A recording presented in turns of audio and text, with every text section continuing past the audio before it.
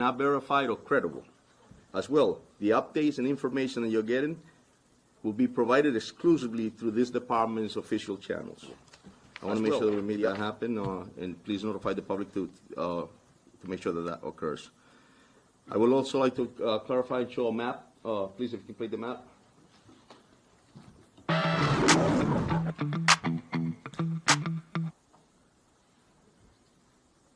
So the map here that you see is actually a map of the area that we have been intensively walking on those streets, canvassing the area.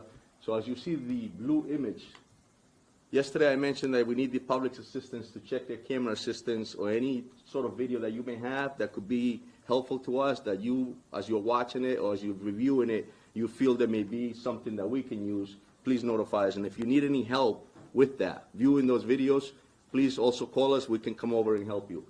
The green area, that's color, that's when we have confirmed where the subject was prior to the shooting. The red areas, we have also confirmed that that's the immediate area where he left after the shooting. And so this is the map that actually we have so far. We've walked it all. We're still actively investigating, and we're still actively having agents, Providence police officers, members of the state police. There is about 9 federal agencies that are assisting us with this investigation, adding the state police as well as the Providence police and other municipalities. Again, I would like to reiterate, if you have any tips, please call the 272-3121 or the FBI link at fbi.gov/Brown University shooting. Thank you. Attorney General Peter Nerona for an update. Okay. Thank you, General.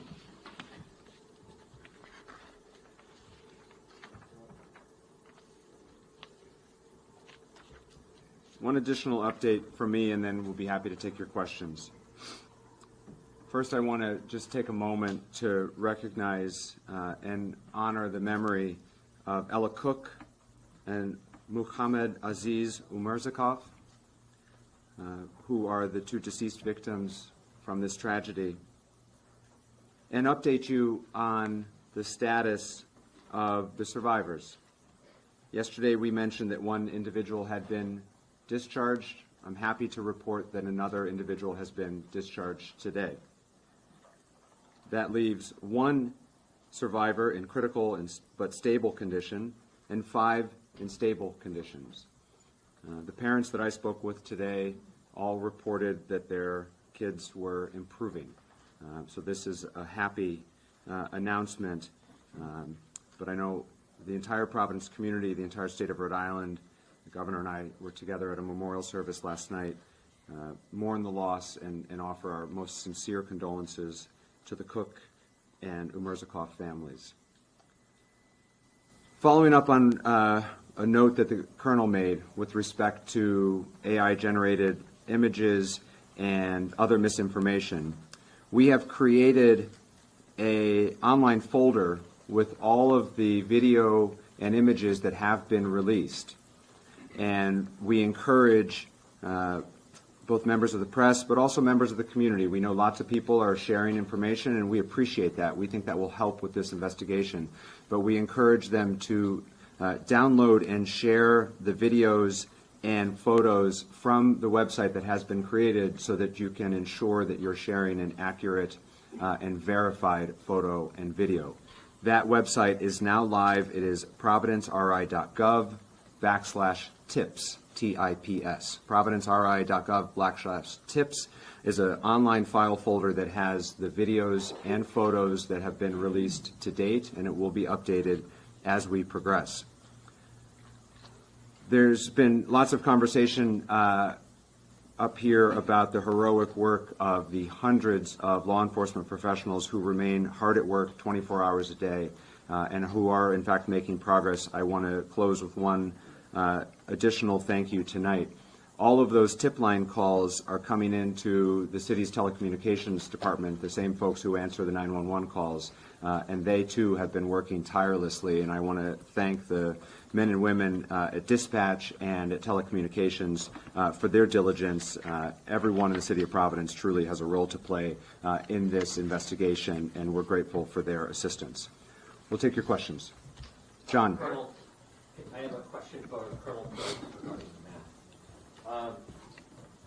As he's walking around, I want to establish actually, what's the earliest that this person of interest emerges?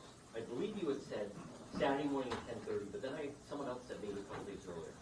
And I recognize that it fluctuates and this is evolving. But as of right now, what's the earliest that this individual, to your knowledge, shows up on camera? About 10:30 a.m. on the date of this tragic incident. However, it's like anything else. I also mentioned yesterday that they do case the areas. They do a lot of prior checking for their crime, and so we truly believe that it could be that possibly it was there prior as well. And so we want to make sure that we don't miss anything. And so that's why we're asking the public to help us to ensure within that map area that I mentioned with the borders between Wickeden, Brook, all those areas, Gano, that if you have a camera system, reach out to us. I was in along Main Street, Gano today. Tremendous number of federal officials literally going door to door. Would you just how would you describe? I mean, it just seems that this is probably right now the most massive, intensive manhunt going on in the world. I think I agree with you on that, John, and definitely commend the men and women, obviously, and all our federal partners. It's a lot of work, and it's intense, as you stated. It takes a lot to be able to knock on doors, see videos. There's terabytes of videos that you have to look, and I mentioned it yesterday. We're looking for a moment that takes almost less than a second, and if you miss it, you're missing something that could be critical and important for us to use. And so, yes, it's definitely an intense, and I believe that it's probably the most intense investigation going on right now in this nation.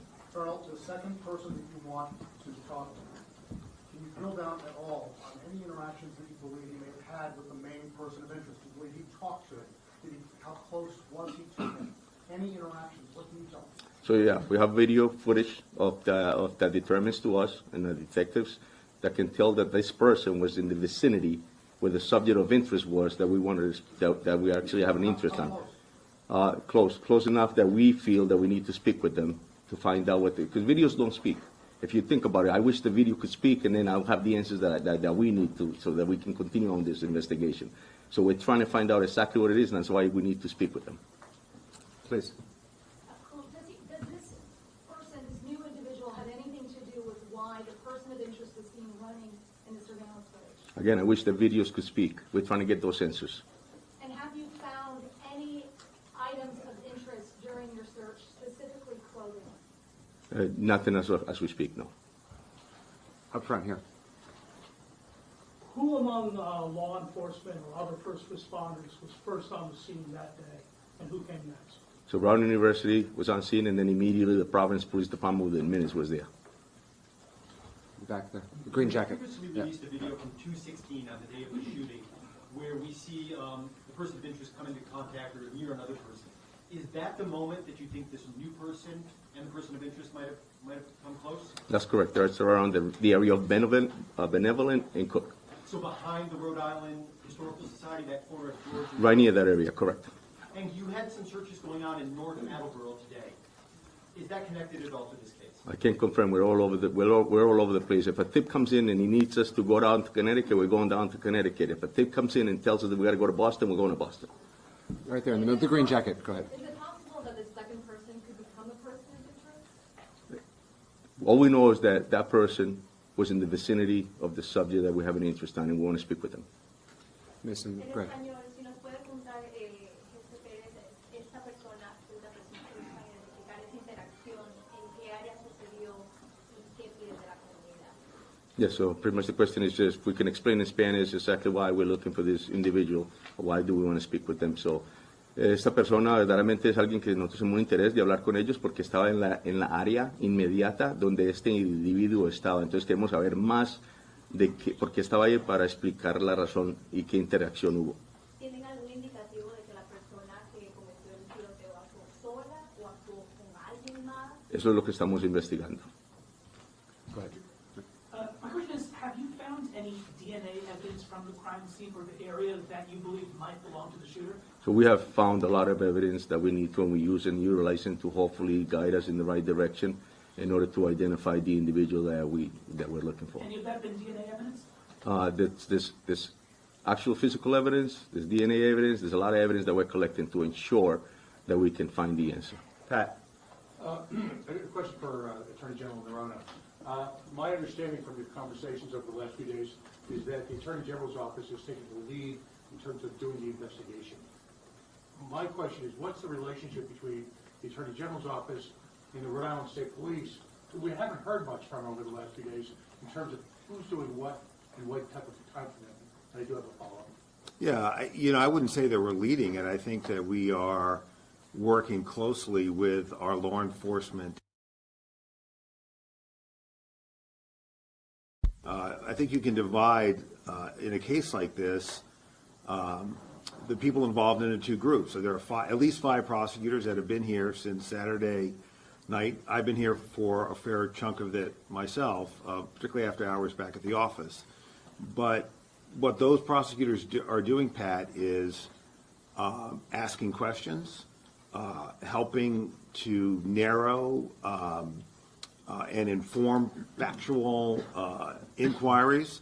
Certainly when there's a question, all right, do we have enough to get a search warrant for a house or a car or a buccal swab from a person of interest? They're informing that. So in any complex investigation, both federally and stateside, prosecutors are embedded with the investigative team, and we bring our own heads to the investigation because we have been involved in writing search warrant affidavits and arrest warrant affidavits and wiretaps for years.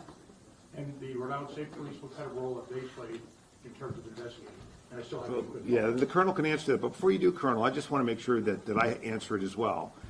One of the images that I have most keenly in my mind from a couple nights ago is a state police lieutenant or Derek Melfi talking to John Permiano of the Providence Police, talking to Colin Woods of the FBI, and identifying a certain piece of video evidence that's important in this investigation.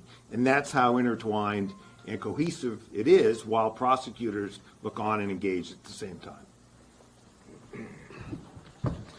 So I addressed this question a couple of days ago. So this is a very collaborative effort between all of law enforcement, between the Providence Police, the state police, all of our federal partners. We will continue to develop leads and follow that with the evidence that comes along with that until this perpetrator is apprehended. Thank you. I have one quick follow-up for the gentleman from Brown University. Yep. Can you say for the record and with complete certainty that every bit of digital mass surveillance, whatever type of evidence was collected by the infrastructure of Brown University has been turned over to the Providence Police Department as well as the Attorney General's office? Is the Brown University withholding anything, for the record? For the record, we are cooperating 100% with law enforcement. We are turning over everything we have to assist in this And investigation. you have a map, and they are fully aware of whatever surveillance is being taken? All materials are being provided to law enforcement. Tom. Mayor, thank you very much. Regarding the new person of interest video, who may have had contact with the primary person? Does law enforcement not have the capability to identify and find someone when you have like full face recognition without exposing them to public scrutiny? That's a follow-up. Yeah, definitely. I mean, it's something where you have to investigate. If you don't know who that person is, it's very difficult, and especially if the image is blurred, it's very difficult to identify him. And so if we had that availability to be able to identify him without the assistance of the public, we would. So at this point, we do not, and that's why we're putting it out to the public to assist us in identifying who this person is. And then with this person of interest that you're looking at today, or this subject that you released today, are we sure it's a man? I know it was brought up in the question before, it could be a man, but are we 100% sure it's a man, or could it be a woman as well? It's a person that we would like to at least speak with. But, there's no giving a gender at this time? No, there isn't. Colonel, there's a black Patrick. satchel that the main person of interest was carrying. In some images, he is seen with it. Some images he is seen without Sorry, it. man. Have you recovered that black satchel? Do you know can you tell us whether he was wearing that strapped over his shoulder? Yes. Was he wearing it before the shooting, after the shooting? He's wearing it at times, definitely on and off, and I think I addressed that yesterday. Obviously, that we see him in the video with it, and then at times we don't see him, just like you stated. So we're assuming that he actually hid it under the coat that he was wearing, but we don't have it, no. Patrick. for Colonel Perez. Yes. The map that you showed, it looks like the perimeter has moved south into the Fox Point area from the immediate places where we've seen video footage. Can you tell me why the level of interest has moved south of the shooting site and into the Fox Point area? Is there new video footage? Is there additional evidence that points towards that area? I mean, the investigation is intensive, so we're following his path. And he's getting us, the last place we saw him was right at Ives near Pittman. And so that's sort of south, and we're going to continue to check, but that's the last place that we saw him. That's why we moved south, and we may continue to move. It all depends. We want to see as far as we can, how far we can go to identify him. Are there any other sightings or anything else down by, I mean, that you've extended all the way to like Wickeden where we don't have any? Correct. We're at Ives and Pittman right now, but potentially could lead us further down to Butler. It could lead us further down south. So we just want to make sure we cover enough. Steve? Colonel, can you now explain to us 5 days later how many students were in that classroom? Sadly, 2 lost their lives, 9 others injured. We're encouraged about the update today. But can you now say how many kids were in that classroom? And did the gunman come in from the back so these people never knew it was coming? Or did he come in front with full view of everybody? And that's all part of the interviews, and actually we're cooperating with Brown to get the roster. That was a study hall, so we don't have the number. We're still getting information as far as who was there. I know Brown sent out an email to the students to notify us if they were present, and we're still getting that, so I can't give you an exact account now. Okay, and then just a follow-up. You did say that you lost sight of the gunman at some specific road Correct. outside of your perimeter. What No, happened? it's within the perimeter, Steve. Yeah. Right, and then what happened with him after that? There's no, you have no video where he could have gone from We're, there? we're still out there as we speak. There's people out there, there's detectives out there, there's task force officers. We're trying to figure out what other locations we can find, but we haven't found anything else. So, but we're knocking on doors and making sure, and that's why I'm putting out the call to the public to assist us. If you happen to be within that box that borders exactly where we want you to look, then that's exactly why we're here. Second round here. Yeah. Inside the classroom, you've done your interviews, you're continuing to do your interviews. The description that eyewitnesses are giving, does it match the primary person of interest? And what can you say more about the weapon? You know that the TA said that he saw a gun that was so big and so long. Is it possible at this point that the gunman had multiple weapons? Can you square that for us? Yeah, there's definitely, the interviews are definitely telling us that that's the description that we have.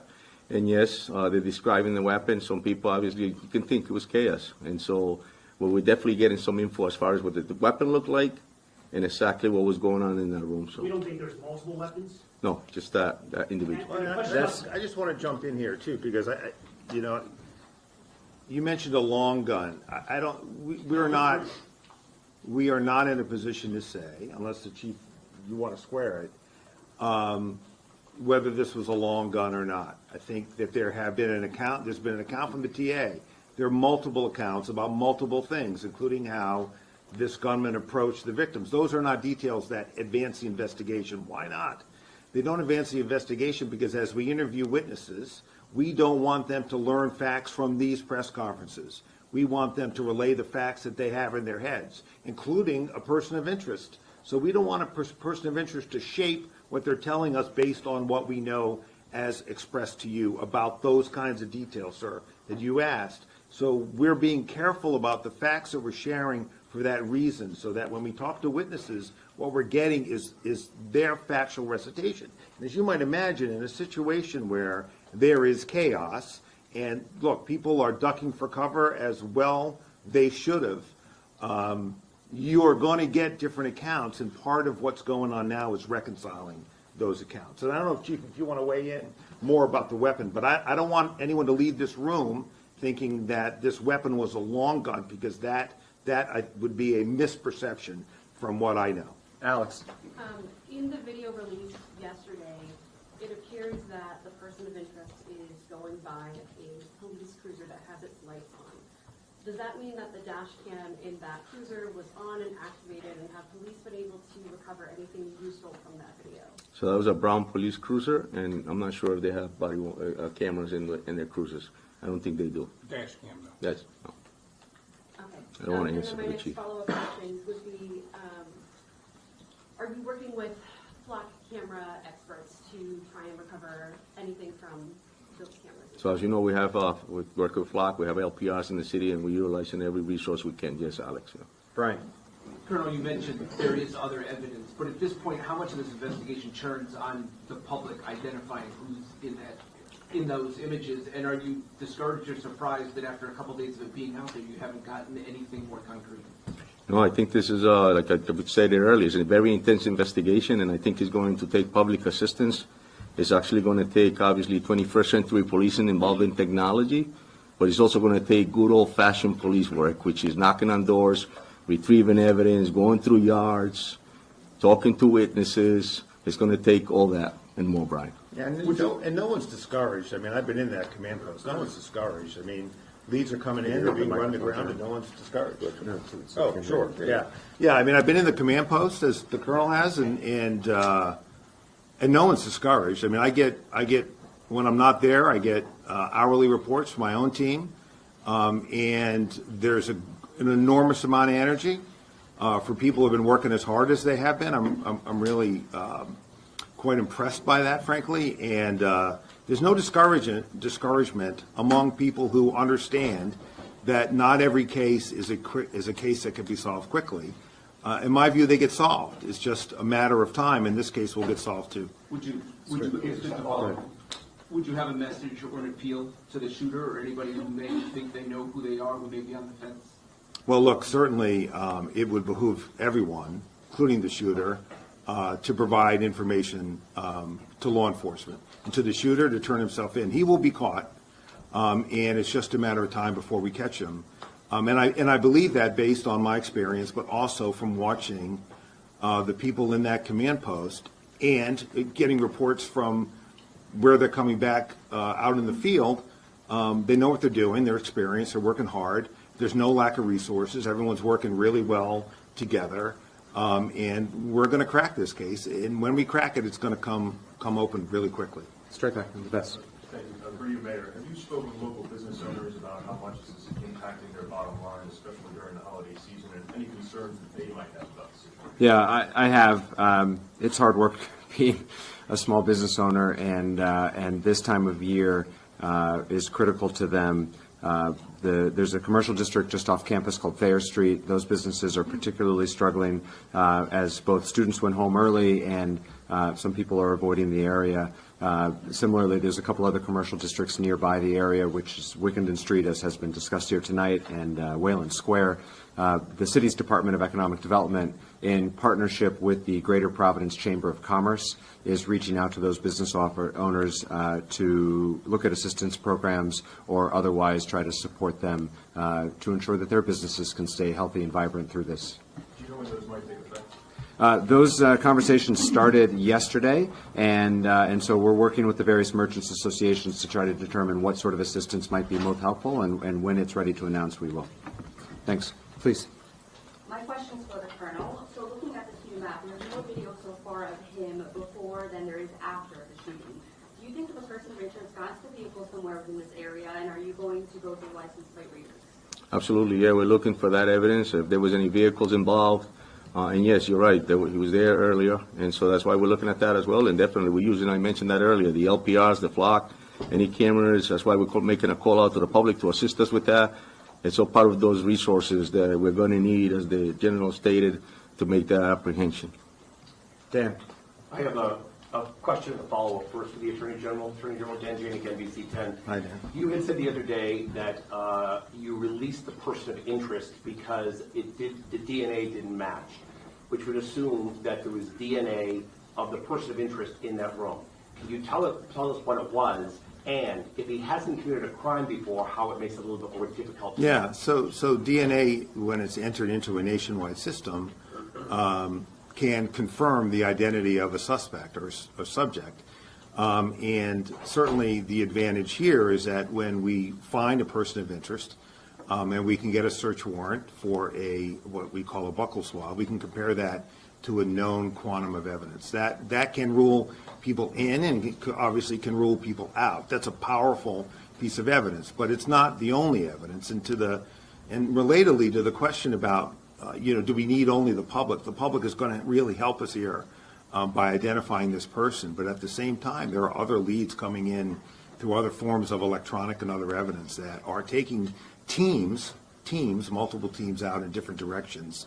And we're able, through a variety of means, not just DNA evidence, to rule people in or rule people out. And it's a combination of really impressive work by, vector experts in various forms of modern law enforcement techniques. Okay, I have a second question, Brown. So I asked this question out of deep respect, but I asked it for a lot of parents who are frustrated who've reached out to me, so please keep that in mind. And they want to know how a school with a $9 billion endowment does not have cameras on one of the older buildings at the edge of the campus where this happened, not even in the front door, who's coming and going. Now, they asked this question knowing that the shooter may have done whatever he wanted, but the cameras, A, would have deterred, or B, captured a better look at him, and we wouldn't be here today 5 days out. I want you to explain that, because there's a lot of parents who are wondering, where are you investing your money? Yeah, I appreciate that question, and I want to reiterate, as our president did, that supporting our students and communicating to the parents, to our community about our support is of utmost importance. We have 1,200 cameras located throughout the campus. We don't publish the locations of the cameras. That would give a map to somebody to evade detection on the cameras. So that would be counterproductive to do that. There are cameras in this building, and as I answered the previous question, we have turned over all evidence that we are holding at Brown to law enforcement and are cooperating fully with them. So you're saying that there's a camera, you're saying there's cameras in the building. I was told yesterday there wasn't cameras in the building. The Attorney General said, old building, no cameras, attached to a new building with cameras. I believe he said that there were two different phases of the building that might have two different levels of technology. Again, all video imagery has been turned over to law enforcement. That doesn't make sense to Amanda. people. I just want to say that. Okay. I have a question for the chief and a question for the FBI. Hey, Chief. How you doing, Amanda? So, looking at this person of interest, and from witness descriptions, it appears that this person had a genuine familiarity with Brown, possibly with that building as well. Have you, in questioning people, have you questioned or eliminated any Brown employees, current, former, disgruntled, facing discipline, any type of complaints? Yeah, at this point, it's unknown to us. I think that the investigation is on, but it's unknown to us where this person works. It's unknown to us if he was an affiliate of Brown. That's all unknown to us. All we have is the image that we've been releasing and informed you all about it. And so we're hoping to get those answers eventually, who that person is or what their background is. Okay. And a question follow-up to the FBI, please. Oh, sorry. Yes. I understand that the FBI has really tower dumps of cell phone data, and I'm not sure if this is also happening, but if you're also checking the MAC addresses of any phones related to any of the Wi-Fi at residences or at Brown University as well. If so, how long does it take to get that information? Have you really even received any preliminary information that is helping you narrow down any potential persons of interest? I will say that I don't want to get into the specifics of the techniques that we use investigatively, but I will say that we are using every resource that we have to find this subject and bring him to justice. But when it comes to cell phone data, how long does it take to get that information? Would you be getting weeks, months? I will say that it varies as it relates to getting that type of data. I will say that everything that we're doing is getting expedited based on the gravity of what has happened here at Brown University. Right next to you. Have you recovered any physical evidence during these recent searches, and possibly including a gun magazine? So we have done extensive searches both inside the location as well as outside. Yes, we have seized and found physical evidence. And does that include a gun magazine? We have found physical evidence. Can you say where? I'm not going to confirm. I'm sorry? Yeah. Please. Colonel, for the past couple of days, we have zeroed in on this particular person of interest.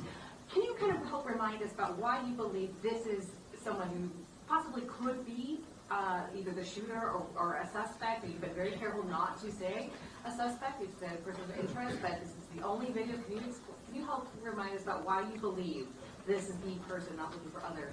Yeah, we have enough evidence, I think, that's taken us to that level to identify this individual as someone who was there immediately after, before a case in the area. There's enough for us to believe that's definitely a subject of interest based on descriptions, based on statements, and so that's the reason we're calling him a subject of interest, just to ensure that we have enough, and once we identify him, to be able to take the next step. And a quick follow, you were very clear not to use gender with the person in proximity to the person of interest. You have been using male pronouns in describing the person as a man. For this particular person of interest, we can say for sure you believe that we are looking for a man for the person of interest? Correct. In the back there. At this point, and this is for the FBI, at this point, this person could be anywhere, right? I-95 runs right through the state. So how are you coordinating with other states to determine whether this person of interest could be elsewhere? No, that's a great question. Through all of our field offices, we have 56 field offices throughout the United States, as well as legats abroad. And so the information that we have, once it goes into our data systems, we are sharing that information real time with all of our FBI field offices and the partners as well. And so that is a way in which we're making sure that whether that subject has left the state or even left the country, that we are using that full reach of the federal arm to track that individual down. And a follow-up real quick for one of you. I understand that Brown has 1,200 cameras. Why, and that those images have been handed over to the investigation, why have we not seen any of this footage? Wouldn't it help if the media or if the general public saw people walking through campus and just to get angles? Yeah, I mean, my answer to that is footage of students running from the scene doesn't help advance identifying this person or this investigation. Walking in? Him walking into the building? No, not him. I'm talking about video footage of students that were not harmed, other students hearing shots, running through a different part of the building. We have video footage of that. That doesn't help us identify this individual. With respect to Attorney General, I think we could all agree that maybe, within the 24 hours ahead of that time, there is a lot of footage that could be gone through of those 1,200 cameras that you say there are in the school. Why hasn't that just been released to the public? Well, let me play devil's advocate. Would you like all of it? Why not? Well, because here's why. Because it doesn't tell us anything about who committed this crime yet. If we get a better image of who committed this crime, you'll have it. There is no effort to preclude the public, online investigators in the press, from getting to the result faster than we can. If you can identify this person faster than we can, have at it. But we are giving you the best evidence we can to identify this person. The FBI, with respect, cannot find a person we have not identified yet. The way we identify him is to focus on this person, exhaust our investigative resources to pull videotape so that we can get an image out there that the public may be able to identify. At the same time, exploiting other evidence to try to track this person in different ways, which has been going on for the last 72 hours. So, well, what does that look like? What that looks like is information comes in. It could come in from the tip line. The team runs it to ground. They rely on other evidence, the flock cameras that the colonel referenced, other electronic data that Amanda's referring to, and you can rule that person in or out. When that person is ruled out, you move on to the next one. The way the public helps us now is to help us identify this person, okay? But that's not the exclusive way we're going at it. But it does not advance our investigation to have reams of data out there that don't help identify the shooter. And we're confident of that. My follow-up question just to that was as well is, we speak a lot about the public helping as well, and we know that the FBI is involved. But 5 days, a person can get very far in 5 days. What other state police departments are helping you with this, and do you have any indication how far this person may have gotten in this time? Well, go ahead, Yeah, no, I got it. So pretty much it's a great point, and that's something that we're considering. Obviously, he could be anywhere. You're right. And I think the fact that we're all here in this room and we're providing the info and it's being spread out through this nation, I would hope, I'm speaking to different chiefs. I've had the privilege to know a lot of them. We're exchanging info as we speak. We don't know. But we still don't know what the person is or who he is, right? And so we're going to continue to view, review, and then sent out. And I just want to touch on that question because you do make a good point. If there's 1,200 cameras, right? How come we're not seeing it at all? But at the end of the day, we're looking at key evidence, key video evidence to send out. It makes no sense to re-victimize students who went through that. That's not my job, and that my responsibility is to ensure that people are safe. It's no different than I'm asking the public to provide me with video footage for weeks. I don't want to know what's going on in their homes for weeks. I want to know if they can see a piece of evidence that is going to be helpful for us to progress in this investigation. What do we know about the level of public access to Darris and Holly? Is this a door that somebody from the shooter would have been able to walk in, or is this a place where you would have needed like swipe access to get in? Certainly. Thanks for that question. Brown is no different than most colleges and universities that during daytime hours, there's open access to academic spaces. So that was the case on the day of the event. Phil. Question for Brown.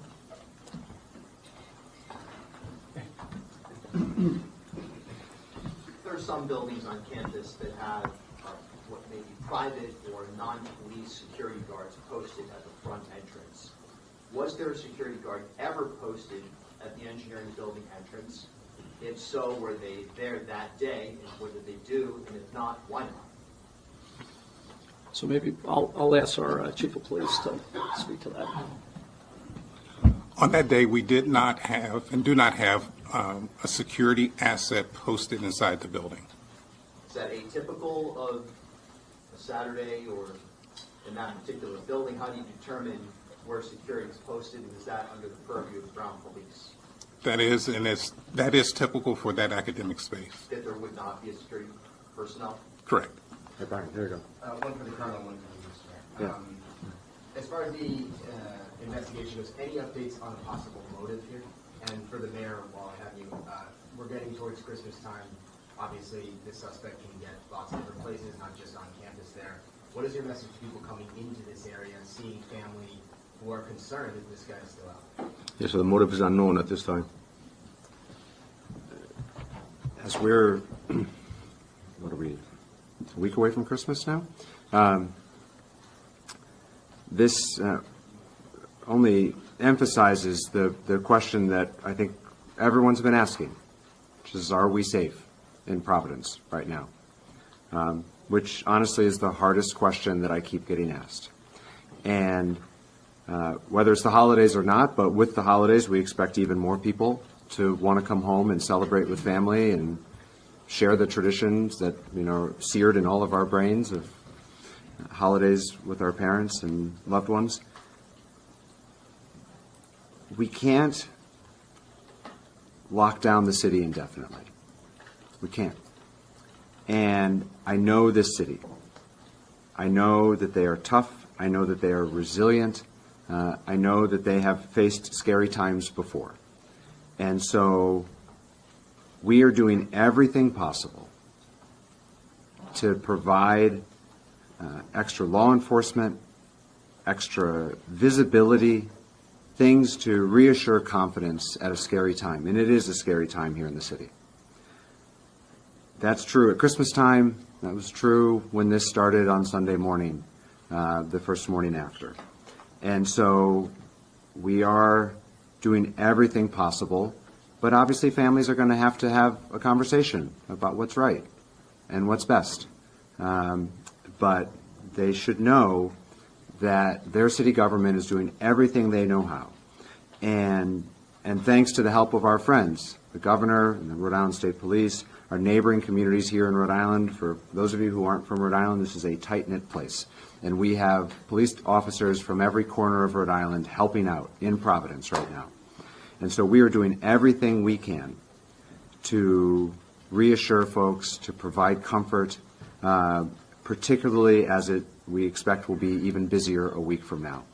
And that is the best honest answer that I can give to that very difficult question. Please. This question is for the Colonel. I know you've been interviewing survivors, specifically survivors that were in that classroom where the shooting took place. Have any of those survivors described the person of interest as the shooter? And or have they given a physical description of the shooter that is similar to the person of interest that we've been shown? That's correct, yes, they have. Yes, they have. They have. Yes. Can you tell us how many actionable tips No. you've received at this point? Happy to see Steve Clampion. Thanks very much. And I have a two-part question, both for Colonel Perez and Mr. Dobbs, FBI. As you've expanded the area that you've appealed to people who may have cameras within about an 80-block area, is it fair to say that the calls of people with cameras have tailed off, that you've gotten about all you can get?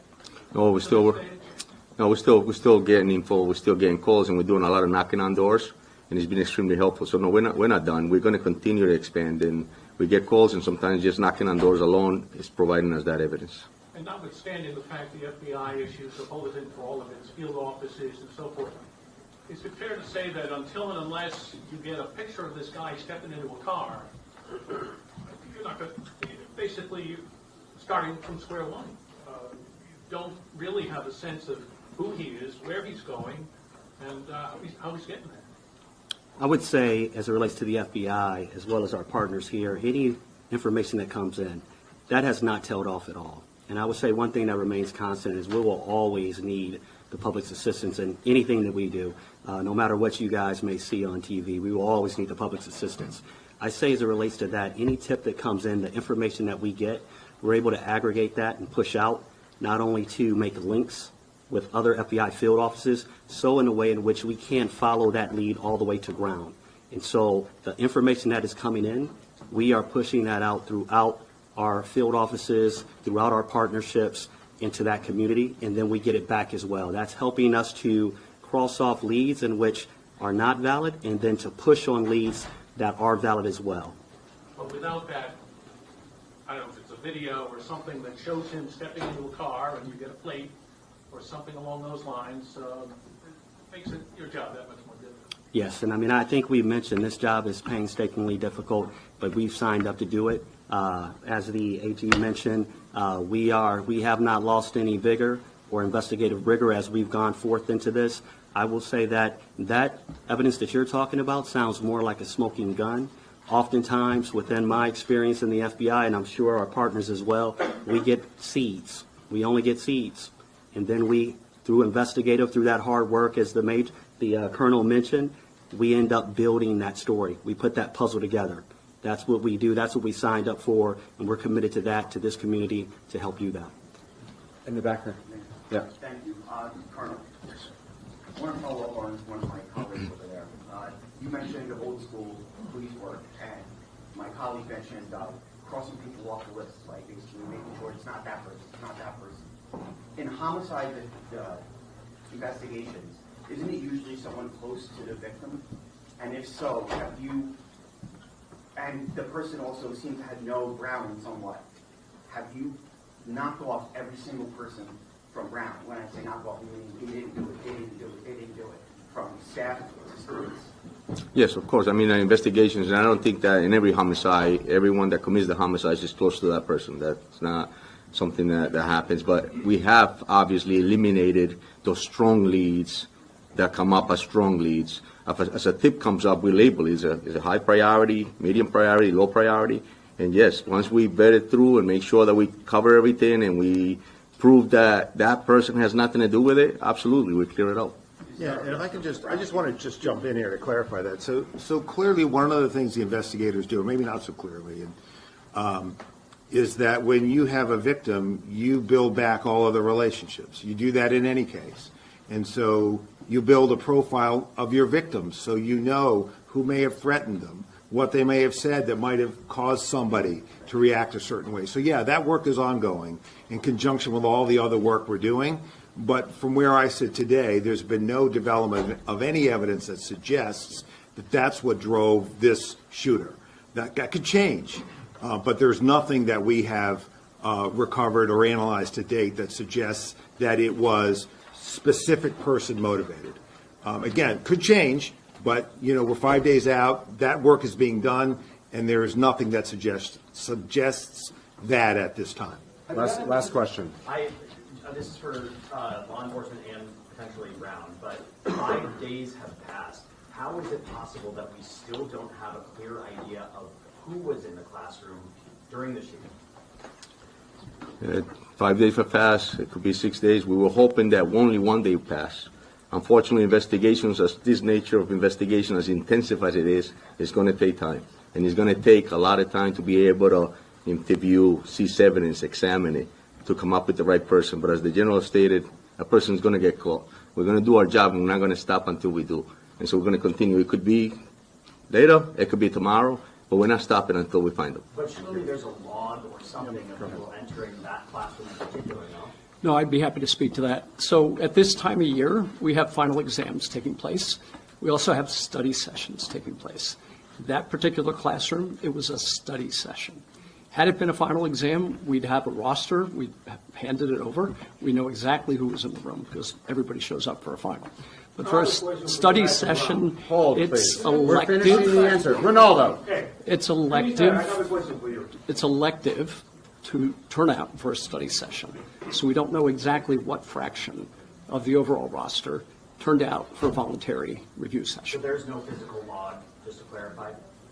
Law enforcement is working to reconstruct that, but there would not be a formal law. The camera in that building, they Brown put up because the sanctuary city law that we have, you don't want to record illegal immigrants, and you don't want to provide the footage to the FBI or immigration authority. One camera in that building, it come out from your detectives, they are friends of mine, they're angry at this investigation that these people in Brown University put the camera off, they can identify that person. You imagine how the family want to go through? Tell the truth to the media here.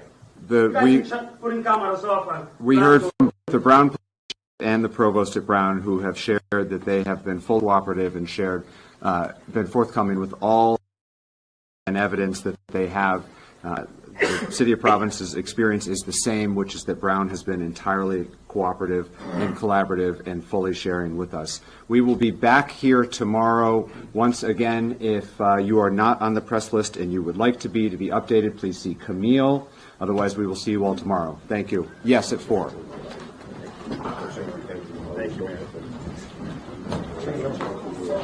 Thank you.